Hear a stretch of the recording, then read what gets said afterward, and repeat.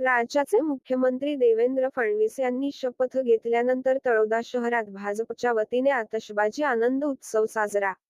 महायुतीचे मुख्यमंत्री देवेंद्र फडणवीस, उपमुख्यमंत्री एकनाथ शिंदे, उपमुख्यमंत्री अजित पवार यांनी शपथ घेतल्याने भाजपा महायुतीच्या वतीने फटाकेची आतिषबाजी व पेढे वाटून आनंदोत्सव साजरा करण्यात आला.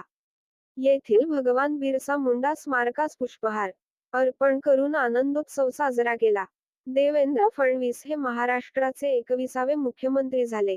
प्रसंगी भाजपा शहराध्यक्ष गौरव वाणी, शिवसेनेचे नेते गौतम जैन, जितेंद्र माळी, किरण सूर्यवंशी, जगदीश परदेशी, सुभाष चौधरी, योगेश पाडवी, कैलास चौधरी, हेमलुल मगरे, बळीराम पाडवी, अंबालाल साठे आदीसह भाजपा सेनेचे पदाधिकारी उपस्थित होते.